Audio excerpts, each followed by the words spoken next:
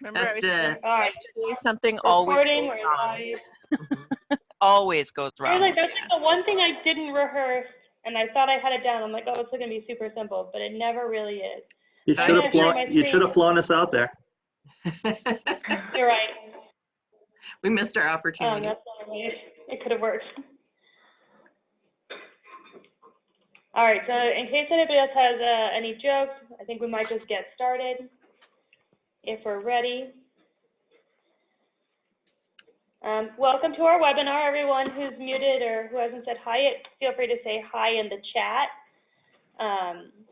Super excited to do this panel today with our guests. We'll introduce them in a moment.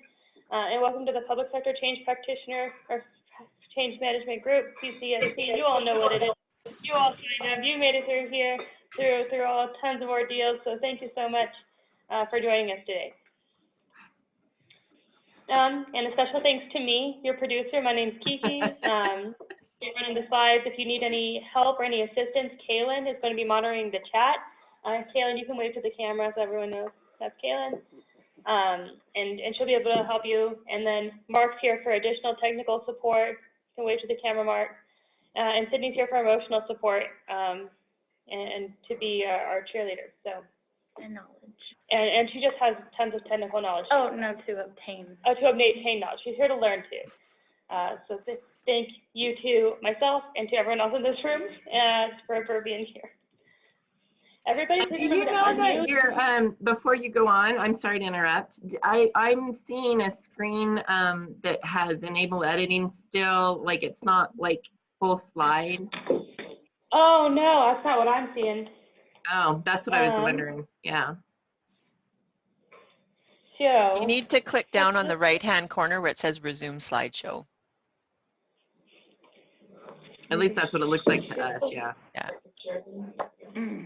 We're going to hit that. Oh, sorry. I knew this would happen. What a nightmare. No, don't worry about it. Something Today's casual. For people. Yeah. Try Maybe sharing settings. Sometimes the sharing, if you don't share like all screens or something, it gets weird. If you share your that desktop any or better? share a program, that sometimes makes a difference. If you share the program. Okay, let me bring this up. Meeting controls. I'll stop sharing really quick. And we hit share screen. Yeah. Mm-hmm. Okay, I see that now. Click. Enable editing. Thanks, everyone. Yeah, that's working. Yeah, I there you just tried to. There we go. All right. Oh, Oh. no. No, that you have to click that enable editing button because it's like in protected view or something.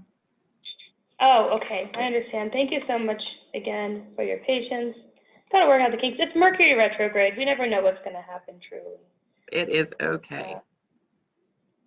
Okay. This is. I feel it this time. I feel like this is going to work. All right. I think it's going to work this time now. We feeling okay about it?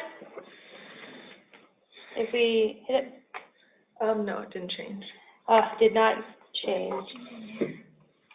Oh, no. Okay. Well, we can present this way as long as when you move it, you're pulling up the right slides. Can you move down and see if the next slide pops up? No, that's not working. What if you unplug it from here? So. Oh, I'm going to try one thing. Because maybe I was sharing with the wrong screen. I wasn't sharing to the correct one. So, Yeah, now it's. okay. From the beginning. There you go. Yay! You did it. Okay. Yeah. Thank you. Yeah, you it's Sharing with us. all right. So I'm going to thank myself a little bit less from this slide and thank everyone else for the support in the room. Everyone should be muted when they come in, but please remember to unmute when you want to ask a question. Since this is a panel today, we definitely encourage asking questions. So you just need to hit your little unmute, which is right down there on your screen so you can see it. All right, I would like to thank our leadership team, Claire Anderson, Michelle Malloy, who's also one of our panelists today, and Megan Brown. super great for holding this whole group together and for keeping continuous contact with everybody here. And just a reminder for all of our purposes and directions, what we want to do here is to build an agnostic group of change management professionals, to learn from each other and build knowledge, and to inspire and lead change throughout the world. And to ensure that those impacted will be successful with that change. Fun little comic about something I'm sure we all understand here. And please, I think you've realized this year that we're doing things maybe a little differently with our newsletter, just another way to participate and help grow our community and to share your knowledge and learn from others. So we really value and appreciate everyone here and everyone who's going to be checking this out later and everyone who's going to be reading the newsletter later. So we would love volunteers to present at these webinars in the future, to share their writing and their techniques and answer Q&As for the newsletter, to ask questions during this webinar and in future webinars, to join that discussion. And please complete our survey at the end. I'll be sending it out shortly after this is done. We love to hear from you and find out ways that we can improve this for the community. All right, got a warm welcome from Michelle and Megan. I think Megan might be a little bit later today, but yeah, Megan did email me and say she was going to be a little bit late, but I just really quickly want to just tell everybody thank you for coming today. I'm really looking forward to today's panel. We've only done one webinar before that had a panel, and I thought it turned out really good. In fact, I went back and watched it last week, and so I'm really excited for today's panel discussion. Great, thank you. And our panelist today will be Michelle Peterson. You can wave to everybody, Michelle, or say hi. And Michelle Malloy and Joe Raasch. Their bios are coming up, so we'll introduce them a little bit better. And then after that, we'll open up to an open forum. I have a few questions for our panelists, and then we'll open it up to the community to ask. If you're unable to use your microphone, just write it in the chat, and we'll make sure that the question is addressed. And we'll close it out. All right, introducing Michelle Malloy. I'll let you read all of that. Michelle personally is one of the greatest managers I've known in my short time here at CDOT.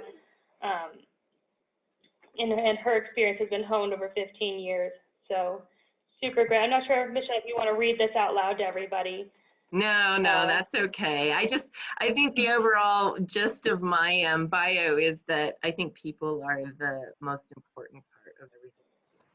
And so that's why I really believe in change management, is to make sure that the people are taken care of in times of change, and so that they can, be successful and not have resentment and resistance and negative feelings. So that's the gist of me.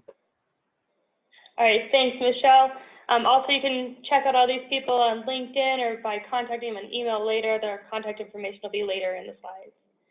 We also have Joe from the Minnesota Office of Continuous Improvement. You can wave to everybody, Joe. And again, yeah, these slides will be up later if you want to review this a little bit more, but Joe's been a super friendly and super accessible person. We're so excited to have him here for the webinar today. So excited. We also have Michelle Peterson, who's joining us from British Columbia. Hi. So cool. I don't think, in my experience, that we've had a Canadian join us for one of these. So truly an international group, and super excited to hear from them today.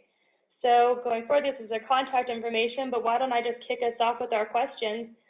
Michelle Peterson, I'll just ask you first, and then we can pass it up to everybody else. How did you begin your career in change management? I kind of came to change management in a circuitous kind of fashion. So I actually started my professional career in child welfare as a frontline child protection worker. And so I'm still in that same ministry 25 years later, doing different roles. And the interesting thing is our ministry is all about change when you think about it. So like all the work that we do is working with children and families and youth around supporting them through change. And so, but I didn't know that change management was actually a thing. So when I was working in child welfare, I experienced lots of poor change management because at that particular time, there wasn't any recognition that there was such a thing. It was more, and thinking again, this is like 25 years ago, that when there was a change, we were just told to get on with it, right? So there wasn't any attention to supporting staff through change really, beyond like a bit of training. And that's a really frustrating experience to go through when you have a lot of statutory responsibility and you have a lot of families that you're working with and you feel overwhelmed, and then you pile stuff on top of that without a lot of support. So I've got that experience. So after I left the front line, I moved into roles that were more supporting frontline staff. And I think that's when I intuitively started working probably in change management, where I was working around when new initiatives would come. As a consultant, my role was to support staff. And so I was doing a lot of change management work when I look back on it now, but I didn't have the words for it. And then we took on a really large IT project, and it was bringing in a brand new caseload management system. It was a huge tech project in our government. And then they actually had a change management team, and I was part of that. And then that's when I started to discover that there was actually a profession in change management. And I was quite hooked. And working on that project for about 7 years was really eye-opening, and I learned a lot. And then out of that, I was actually asked by one of our assistant deputy ministers to develop a change management team for our ministry. And I'm super proud of our ministry because we are one of a handful of government ministries in British Columbia that actually have a dedicated change management team in office. And so I'm really proud that our ministry recognizes that it's something that's really important. Not to say that we're where I would like us to be. So I set up this office about 5 years ago, but we're basically doing change management for change management. So really educating our staff, but bringing some really good language to it, and it really resonates for our staff because they already work in change management when you think about it. So yeah, that's how I came into change management. Good. Joe, what about you? Similar to Michelle, I didn't go to school and go, I want to be a change manager. I want to work in change management, because it wasn't a thing. I was going to be in finance, and I was going to do all kinds of finance things. But what really ended up, I almost fell into it, is I love solving problems. And I worked really hard at and enjoyed solving problems. But what I noticed over time in a few different organizations is the people part was rarely addressed. Or if it was addressed, oh, that's what those change people go do. So it was completely separated from actually any sort of change that was going on. Oh, we got to bring a change person, because like they know about the change stuff, and we're just going to like do this stuff differently. And it didn't make sense to me. It rarely worked out very well to have it separated. And so over time, I started studying a little bit more about, well, what is this people side of change, and how does this matter, and how do I experience it both personally and professionally? And came to that being a part of all the different work I've done in my career, and including my current role, which isn't technically a change management role either. It's much more of a process improvement and innovation role, but we spend a lot of time focusing on the people side, which I think we're going to be getting into a little bit later. In fact, my graduate degree is actually in marketing. I thought I was going to go and work in finance and sell Cheerios here in Minnesota for General Mills. That did not happen.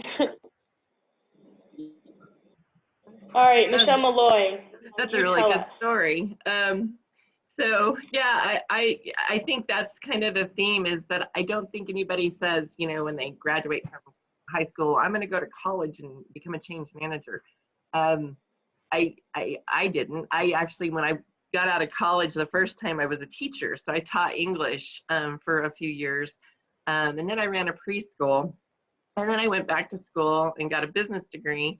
And then I started working at CDOT. Well, and I was working frontline in the region, you know, working the work that we do, you know, maintaining, designing, constructing, operating. I was involved in all of that in the region. And lucky for me, Gary Van Such started working at CDOT in 2011. And very quickly, I became a lean leader. I started doing a lot of process improvement work, and immediately started the change management program at CDOT, the people side of change, because we had done a few bigger projects and we really had struggled with those. And I think what was really lacking was the people side of change.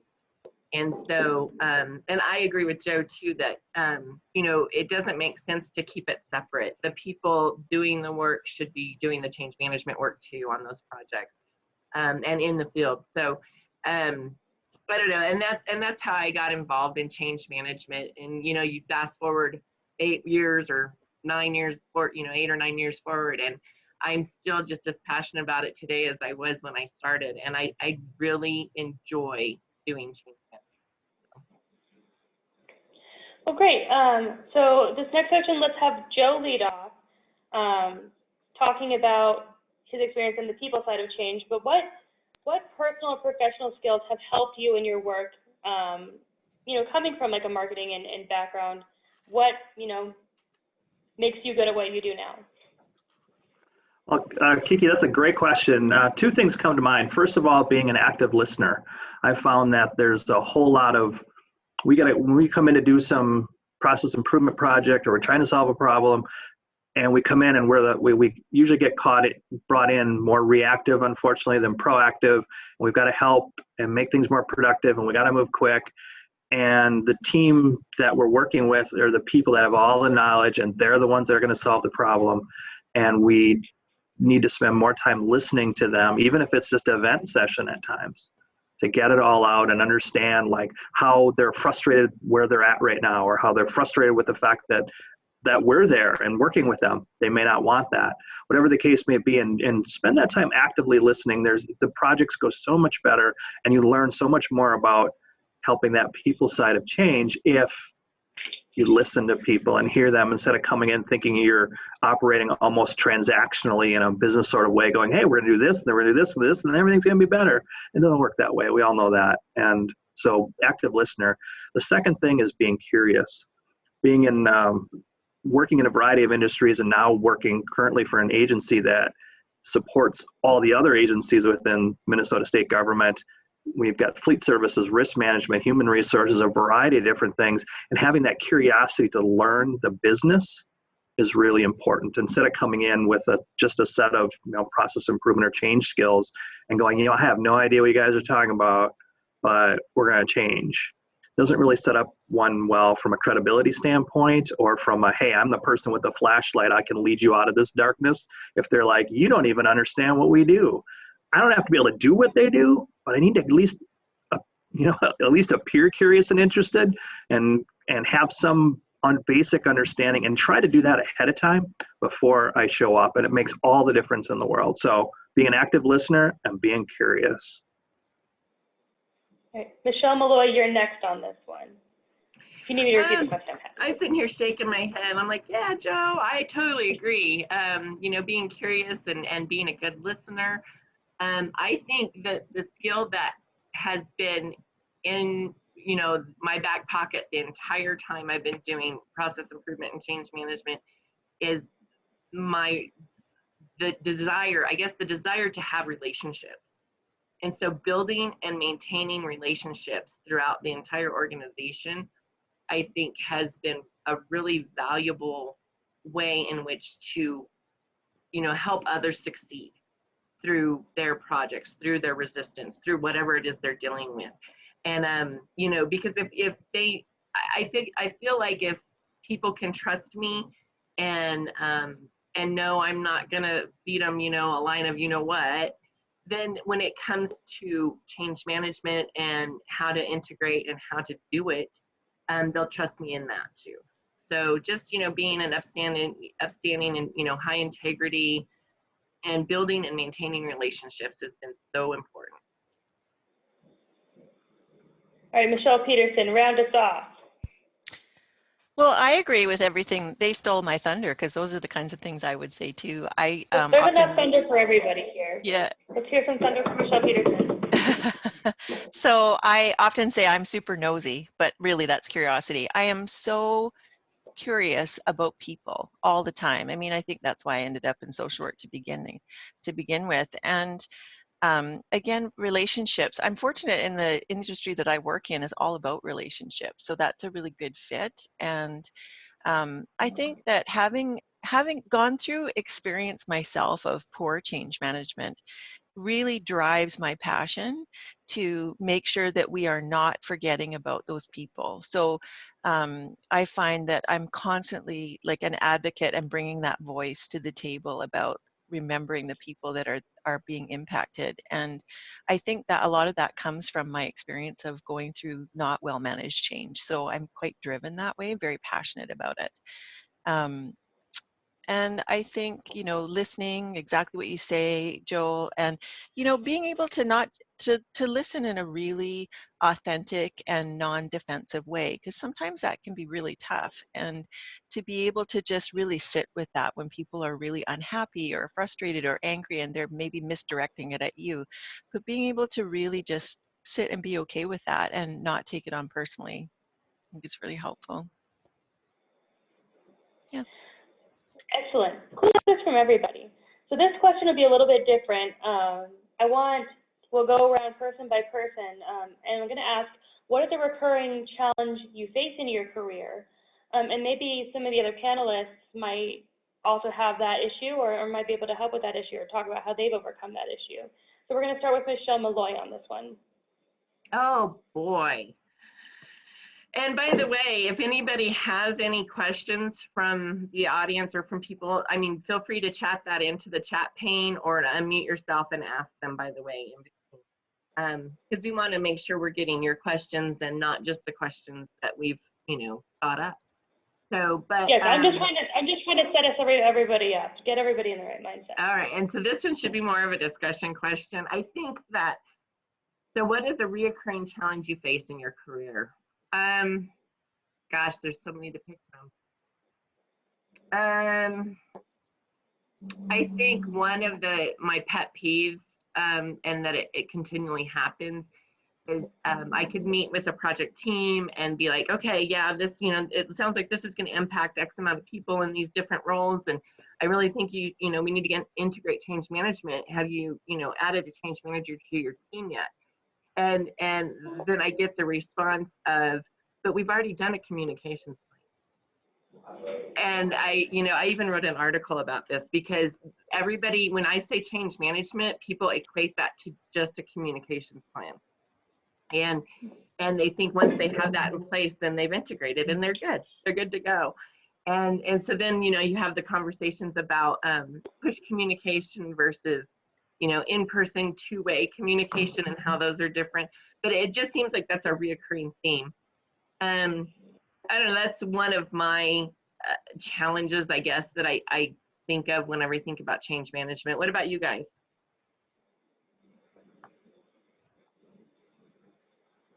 Michelle or Joe? Oh, I would agree. I think that change management is a huge buzzword right now. And so I find a lot of project teams will be like, oh yeah, we've done change management, and it's like a tick box. And so they think they have a plan, or they have a change person on the team, but they don't really listen to that person, or like you say about the communication plan, it's kind of like a tick box. It's not really true change management. So trying to really educate people about what that truly means to have really good change management. Like, it's not just, oh yeah, we have a plan and then we're done. So right. That's one. The other one I find really challenging is evaluation. And we're really starting to tackle that on our team, is like, how do you really truly evaluate whether it was successful or not? And because a lot of the work, I think, like, people adopting to a change, like, there's some metrics you can use, but in some ways a lot of it's really subjective. And so trying to figure out ways that we can do pulse checks and get information back from the people that are impacted without using surveys, because surveys just are not, yeah, people don't love them, and we don't get a good return rate on them. And so really trying to figure out how the best way to collect information to really get that anecdotal side of change beyond just the metrics, because you can see, okay, this many people are using the system, but how well are they using the system? How do they actually feel about the system? Like, is it actually making their practice better? So that's something that we're always really been grappling with a lot lately. Yeah, so that's a difficult one. Yeah. Yeah, to build on that, not the survey piece, but what the rest of the items that the Michelles have been talking about. The Michelles, I like that. The Michelles. That's how Kiki brought it to me. It's like you and the Michelles, and I'm like, oh, we should have titled this webinar "Joe and the Michelles," and then we sound like a band. A bad '80s punk band or something. I don't know. I think the challenge, especially in working with senior leaders in change, is that if they've done their work right, they've probably spent months with the change, whether it's a reorganization or whatever the case may be. They've spent a ton of time, and it wasn't just emailing each other back and forth and doing communications, right? They did a lot of different things, and they maybe even brought in a consultant to help them figure out what the change is. And then they get all excited and they announce the change, and then they're shocked when the teams aren't like right there with them going, this is great, because they haven't spent 2 or 3 months with the change like the senior people have. Not that they're going to, reality is we're in the work world. You don't get 3 months to adapt to the change. You got to adapt quicker than that, but it's not going to be instant. And to be able to understand that people need to have some time to process that change in whatever case it is. You're going to have, of course, early adopters, super excited. They're like, whatever, I'm in, mission. And there's other people that are never going to change and you're never going to reach them. And so you can't spend a lot of time on them. But there's that middle group that's going to kind of fluctuate, that's going to need a little time to process that and get through that. And I think it's really important to help senior leaders understand that as they're starting to plan a change, if we can get brought in early enough to help them understand in their long timeline that they have that needs to be they need to be aware of that as well. And thank you, Joe. We do have a question in the chat. Based on your experiences, what barriers do you believe exist that impact leadership when it comes to owning or participating in change management versus handing it off or delegating it to, as Joe mentioned, the change people? And what suggestions do you have for educating leadership and making them aware of the benefits? That's a really good question. And, I was just getting ready to say before you read the question too, is that in government, we it's hard because a lot of our leadership will change on a consistent basis every 4 years or whatever, right? And so, prior to this last administration, I was enjoying the world where I had trained all my executives in change management. They knew their role. They knew what was expected with them. We had good, we had that familiarity with each other, and how, all of that. And then, you fast forward to a new administration. And so it's almost like you start over with that top tier. We have to get them educated. You need to get, they need to know what it means to be a sponsor, because I don't think that they necessarily do. And so, having that relationship with the new people and making sure that they get on board and get trained and have that knowledge, I think is really, really important, so that they don't call for the change people, you know what I mean? And it's kind of, and building it into your process and into what you do and how you deliver projects. Like, we have in our roles and responsibilities section of our charters for projects, we have a change manager role, so that they think about that when they go to charter that project. Yeah, I agree with that, Michelle. I think that it's important that it's, especially your point about it needs to be mixed in with everything else that's going on. It really can't be something separate. I don't think anybody gets up out of bed in the morning and says, I'm going to go do diversity today. I'm going to do HR today. I'm going to do change today. You don't do that. It doesn't work well if it's separated. It doesn't work well at all. It can seem cool for a while, and a bunch of consultants probably make a whole bunch of money, and that's cool. But ultimately, the results from that, it's not integrated as part of the culture or part of the project early in working with those senior executives and saying, look, here's the results you're trying to get, and here's where all this works. And it's not, we do change, and then we do this, and we do this, and this. It's all part of it. So change becomes a foundation or a common thread more than it's something that's separate. Sometimes there may be some change activities that need to be separate, but for the most part, it's all got to be integrated and early, because otherwise it's just what you talk about, that handoff to the change people happens, and then things aren't going to happen in the way that they want them to.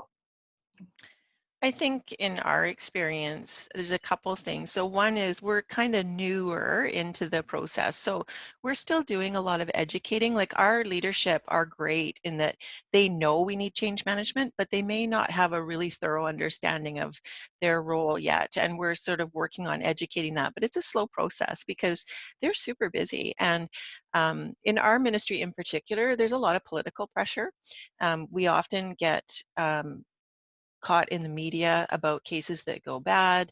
And so there's just a tremendous amount of pressure on them, and things can really change on a dime. Like, so, there might be a really important priority, but then some kind of crisis happens and things can switch really fast. So they're under a tremendous amount of pressure and competing demands and priorities all the time.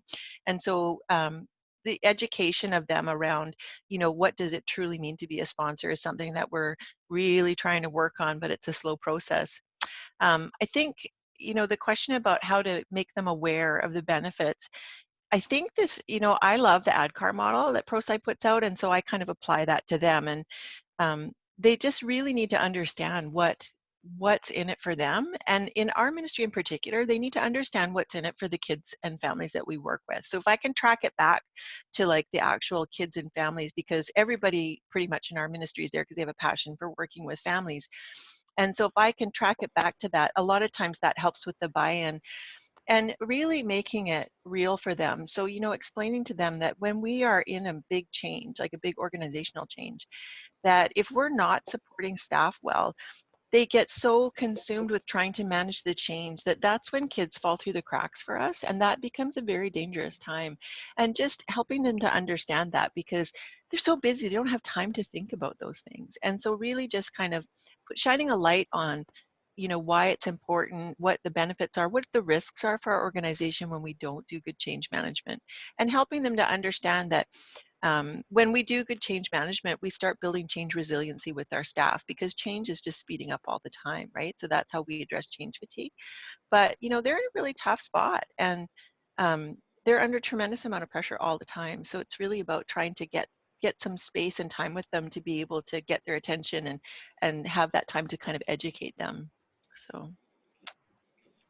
Thank you. And this kind of relates to the next question in the chat. What's the best way to roll out change management across a state with 36 agencies and 78,000 employees? I can take on that. That's actually easy. That's actually super easy. Don't do that. Don't do that.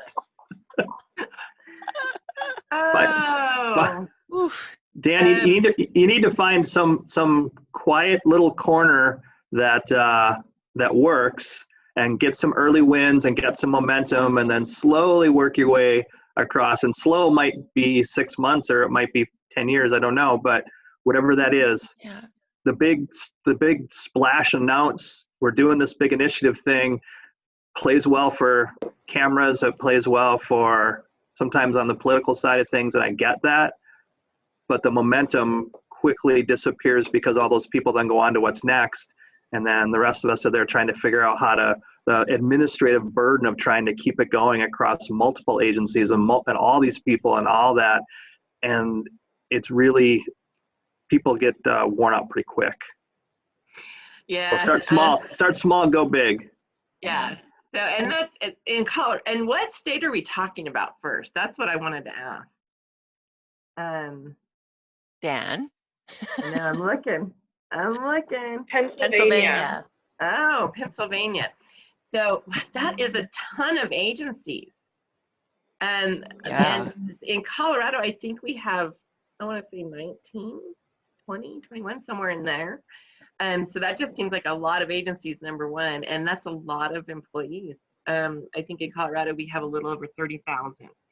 So, but, and going back to what Joe was saying, you know, CDOT was the first in Colorado to do the change, you know, to start a change management program. And we've worked with other agencies, but it's been over a long time. Yeah. And so we've, you know, gotten, you know, like CDHS, CDPHE, we've gotten all these other agencies. You know, we've built on their why, their desire, you know, why should we do this? And now, you know, now 8 years later, I'm getting calls all the time from other agencies wanting to do what we're doing. And so I think, you know, building that desire in other agencies to want this is probably a better way to go about it than, you know, bang, we're all doing change management tomorrow. So. And I think I would add too, that's a huge number of people, but try and find the experts that are already there. Mm-hmm. And, you know, rally them and see if you can get them to do some of that work, because you're going to, with that many people, you're going to have some experts there. So really leverage that experience and knowledge and their relationships and credibility. But yeah. I did a peer exchange for all of Colorado state agencies about 2 years ago. where we brought in the people that are already kind of working in that general area, whether it's process improvement or they're somewhere in that. And we invited people from all state agencies to come together for a day-long event. And we talked about change management all day. And that was a really good experience. You know, doing things like that. And I think if you're rolling that out, I mean, you really have to have a strong support for everyone, because not every agency is the same, and they don't need to build their program the same.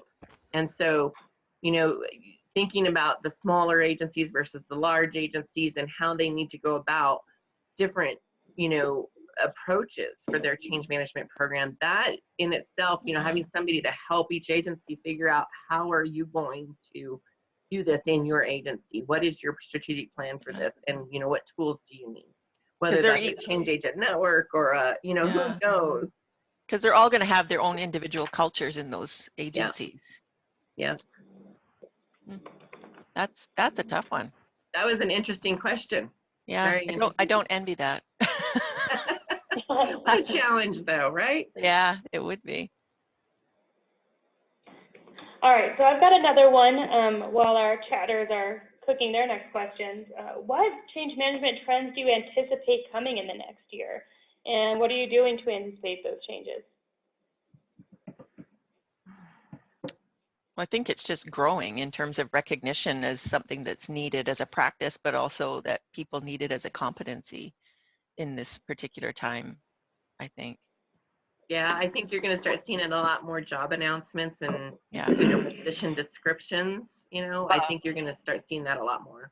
Yeah, so I would say, like in the BC government, across all ministries now, when I look at job postings and job descriptions, especially leadership roles, change management and change leadership are always now being listed as competencies. And so I would say that I think we're really moving into that realm where there's a much stronger recognition of that it's like a core competency. Yeah. I definitely agree with that. I see two things coming up. One is looking beyond the change. I think that changes, you know, and improvement project innovation, things are usually, you know, with project charters, they're scoped pretty tight and people know what's going on. But taking that time to go, okay, this isn't in scope, but this might get impacted, needs to be looked at as well. And I think that's going to happen more and more as we think of the way things are impacted when we see societal changes. When we take that inside of the public sector and start looking at how we do change, you know, it's the society that pays for us to exist, and that's who we serve, and understanding that. But even simply on the inside, if you think of maybe instituting work from home, and like, oh, this is gonna be great, everybody can work from home, we're gonna work from home the whole bit, and you can work from home 3 days a week, and it's gonna be awesome, and everybody's like, oh, that's great. And then a few weeks later, you're like, this is kind of weird, because half the staff, while they occasionally like to work from home, they missed everybody being in the office. And this being able to quickly have that, I'm going to walk down one door or two cubicles and talk to somebody versus interacting through, you know, some sort of through the phone or through email or something, and it's weird for them. And that's a unintended consequence that can happen. That could have, you know, if thought through, could have been, you know, mitigated early. But it's those kind of things. What are those ancillary things? Again, out of scope for the project, but you know, we did good, and look what the harm we caused. Oops. You know, look at that.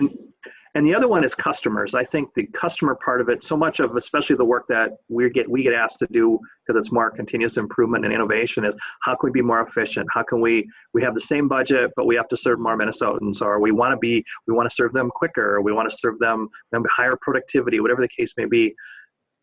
And what is really good for us as a government isn't always what's best for the Minnesotan accessing the service. And so being able to balance the efficiency piece, what's good for us, and the effectiveness piece, what's good for our customers, is really important. It's not 50-50, but it's that awareness of that, what's that balance, to make sure, again, we might be able to say, look at all the money we saved, or look how awesome this is, and the customer's like, it's now 10 times harder to work with you. Great for you, not great for me. And so what's that balance? And being aware of that as we work through different change projects is important too. Well, thank you. We do have another question from Craig in the chat. In your experience, is it critical to adopt a specific change management model, such as ProSci, or can you take more of a hybrid approach? And then adding on to that, can you mention what, if you are using a model, which model you are using?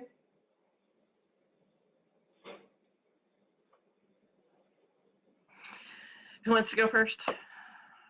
I'll go first because then you guys will, I expect, will be very different than me. I'm just going to throw. Yeah, I'm just curious. That's my assumption. I think that all these change models are not necessary. I think subscribing to one particular change model is, in some cases, there's value, and having a methodology like this is our plan and how we do it there, especially for bigger changes, you know what phase you're in. I get that.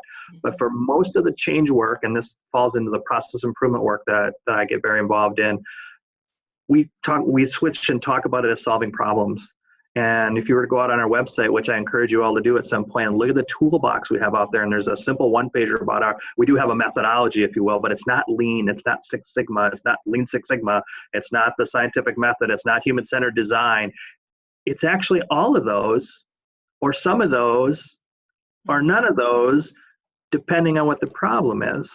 And so instead of bending the problem to fit whatever methodology that your agency may have been sold on at some point by a senior leader or by a consultant or something, and we have to use this model, and it's the only way to do it. It's to say, you know what, we've got this problem. What are the right tools, and how do we apply them to get the results and to get people that we need to get them to where they need to go?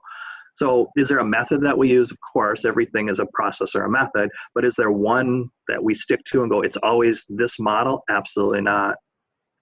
I love that.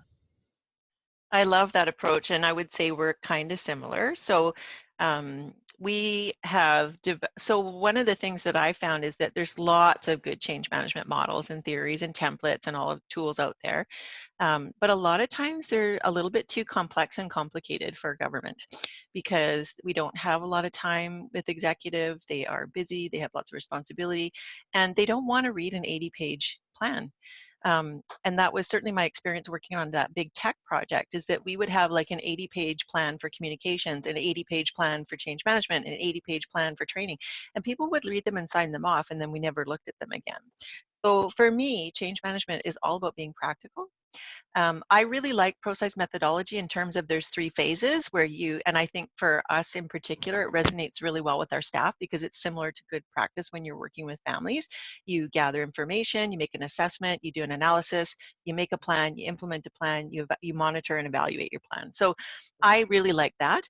But like Joe, we bring in a lot of different pieces of different methodologies depending on what the challenge is. So, sometimes we talk about the elephant and rider from Chip and Dan Heath. Sometimes we bring in a little bit of William Bridges' model. Sometimes we bring in some leanchange.org. And sometimes we just make it up as we go because it really depends on the people we're working with and that we're trying to support.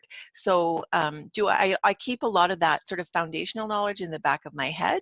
We try and structure a plan that has 3 phases, but after that, it really, we, again, like Joe, we try to adapt to like what it actually is, and we try and keep it really practical, because if it's too long and too complicated, it won't get used. And so I much prefer that we have a shorter practical plan that people actually use than, say, a big document that covers off every eventuality. I like that. So you guys know that we're a ProSci user over here at CDOT, but I like that you can, and I do that all the time too. I'll pull in different methodologies, frameworks, thoughts, whatever works for that situation. But I think, and that's on the project side of change management. So when you're integrating in how you create and roll out a project, but on the organizational side of change management, I think it's really important to have a singular methodology.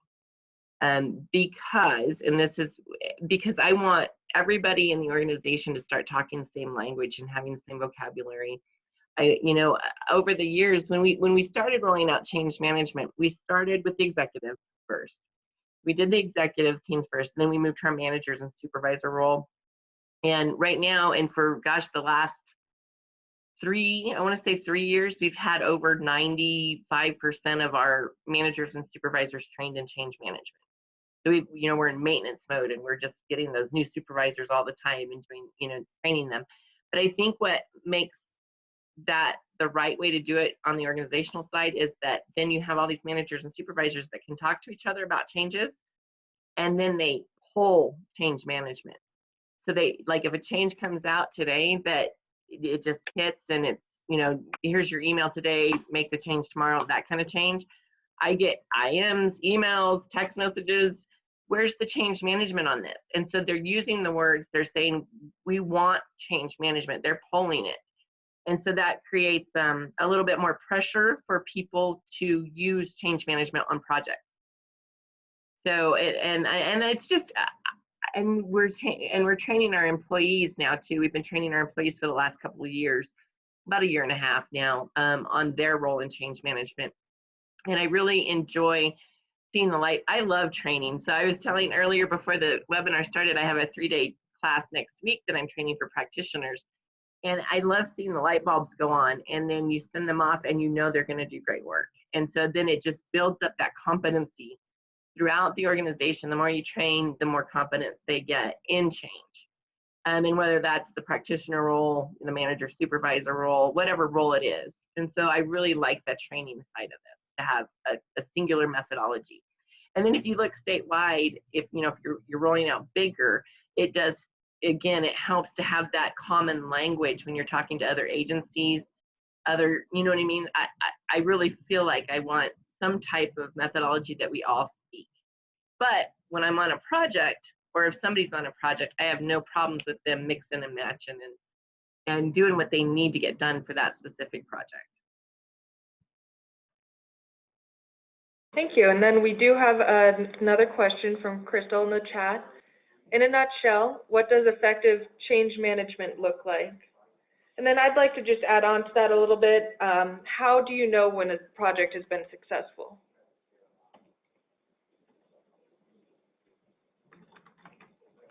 I was muted, but I said, how do you know when change management's successful? You have smiling faces.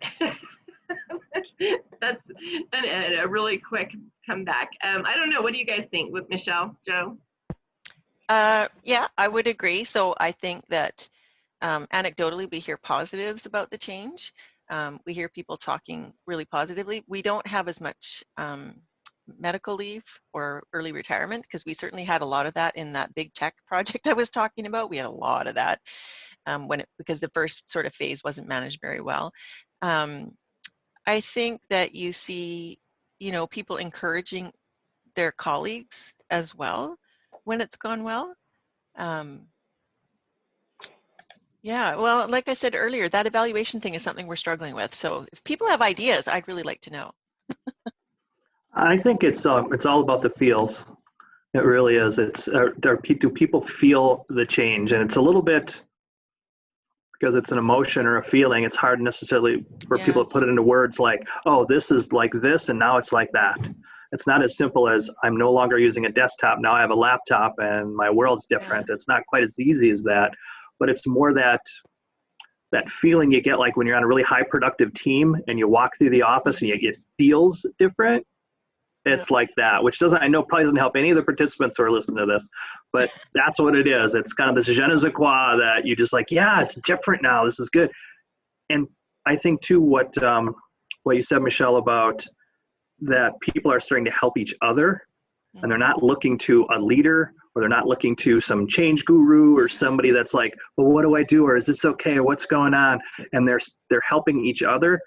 That means that they get it. They've gotten it to a certain degree, and they're looking forward, not looking backward. And that's really important. Shifted that culture, right? Right. Yeah, and so, like if you want hard metrics, or, I tend to try to have a behavioral metric in a charter, and so that you're measuring behavior and not necessarily, we're doing 12 of these an hour instead of 2, or whatever that is. That technical measurement, but think about measurement, measuring behavior. I think, and that's hard to do, but it's hard to come up with those. But if you can come up with some type of measurement for behavior, I can encourage you to do that. Does anybody on the call have ideas? Because I'd sure like to hear them. Yeah, unmute yourself and jump in. Please. Is Gary on the call today? Gary's a little late coming in today. Okay. I think he had to do something. The doctor. Okay. He's at the doctor. Okay. Culture change management, a special case. Organizational. All right. Well, then that's that one, I think. Do we have more? Yeah, there's a question on Yeah, that. so Joe asked, is culture change management a special case being at the organizational level?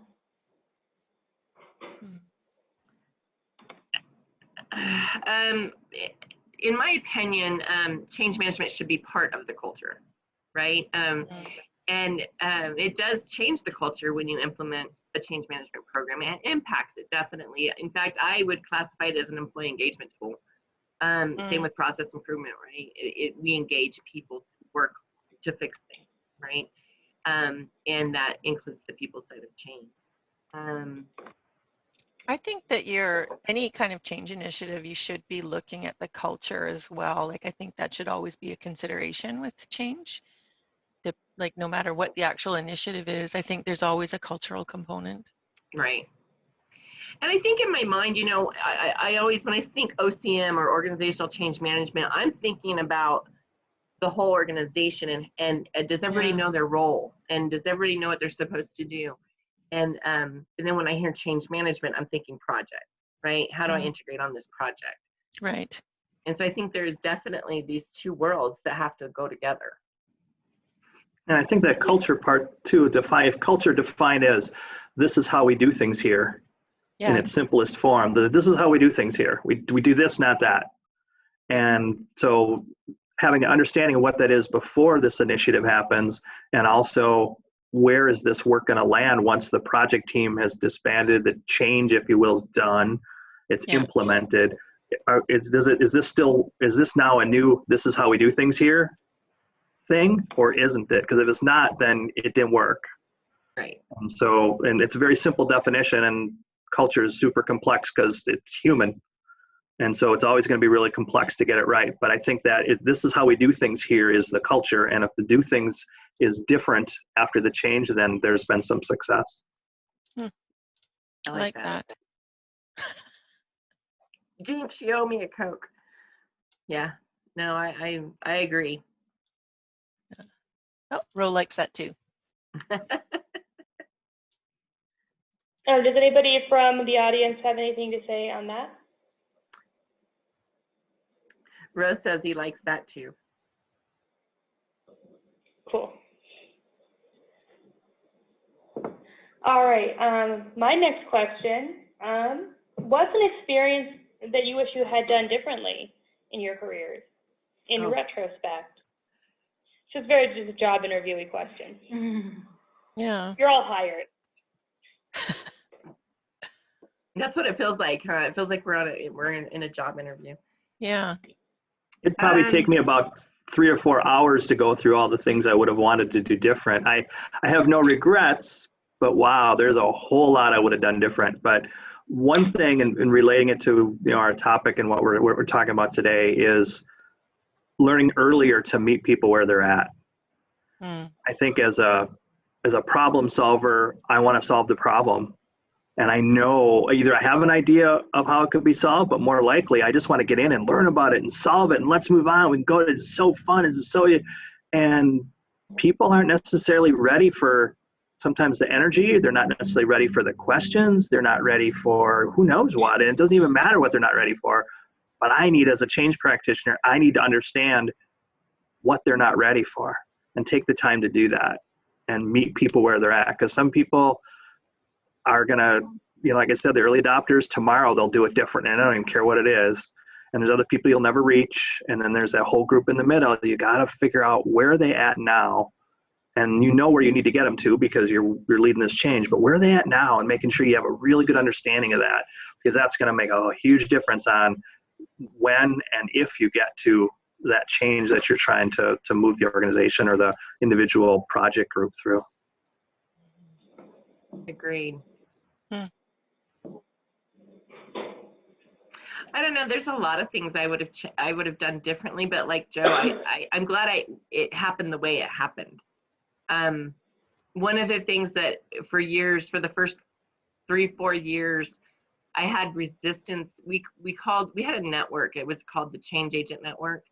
And for 3 or 4 years after we named it and got it going, I wish I'd never would have named it that. Because just the word change is negative.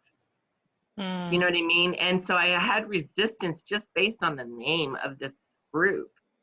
And so I kept thinking, I should have called it something different. But by then we were, branded and going. So I don't know. There's just little things like that I think I look back on too going, that could have gone smoother.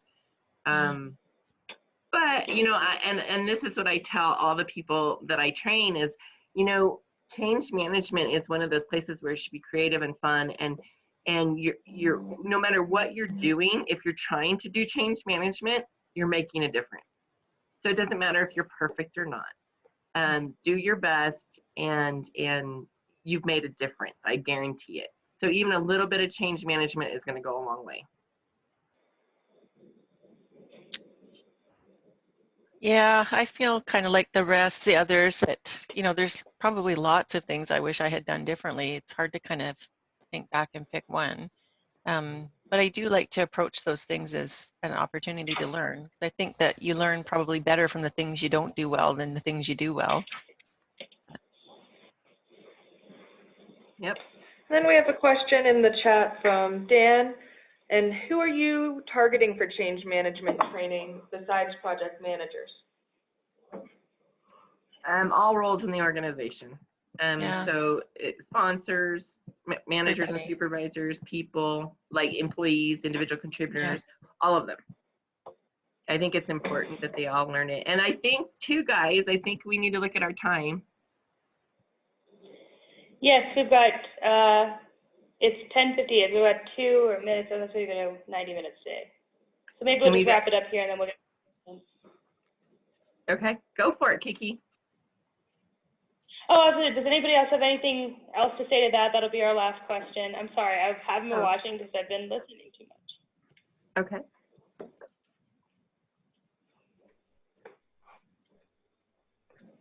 Are we wrapped? Well, we have Joe's, somebody said Joe's comment that culture is how we do things, things here. Does that look like people helping each other, people smiling more, less sick leave, fewer retirements? What other behaviors can we look for to determine if a change was successful? I think it's all those things. It's whatever it is, because every culture is unique. The team culture, your individual, like your little peer group that you hang out with at work, your department, all the way up the hierarchy, your agency, it's all a little bit different. The culture and whatever that is, and however you define this is how we do things here, that's the culture, and it's all different. Which is, I know it's a really squishy answer, but it's the reality of it. And then on the other side of the change, what are those things that you wanted to, this is how we do things now, what do you want those things to be? Was it, you mentioned less retirements. Is it less retirements? Are people feeling like, what, I think I could stay here for a couple years longer. I've fallen in love with the agency again based on this change we've gone through. I want to be here longer. Maybe that's something you're looking for and you'll experience, and you'll get that in the culture. But it's culture change, and unfortunately it's difficult to put hard and fast metrics on it like you would an accounts payable prompt pay percentage or something. I think some of it is you really need to know that group of people. Like, you need to know what it looks like now in order to figure out what it should look like in the future. And I think, like Joe said, it's different for all those groups, because what it could look like for one group might look different for another. So I think really having a good understanding of that group helps you figure out what you need to be looking for. I know that's not a very good answer either, but I think creating a feedback mechanism within the organization is important too. Like, we're a safe place where people can reach out and say, this isn't right, or this is great, and whether that's your manager and supervisors funneling that up through the organization, or some type of, website, or I don't know, something that allows people to provide safe feedback. I think it's important. So then you kind of get that feeling of what's happening. Mm-hmm. All right. Well, thank you all. I think we're going to wrap it up here, and then we'll just conclude it. So a round of applause for our panelists. Yay! Super great sessions. You're right. Super good information. Really good questions. Experience. Clap, All right, clap, so clap. I'm going Thank to you just all. give a few announcements. So just a reminder, please take our survey, everyone who's here, so that we can hear some feedback on how this panel went, this webinar went, how we can improve for the future, as well as if you'd like to participate in the next webinar in April or in the newsletter coming out next month.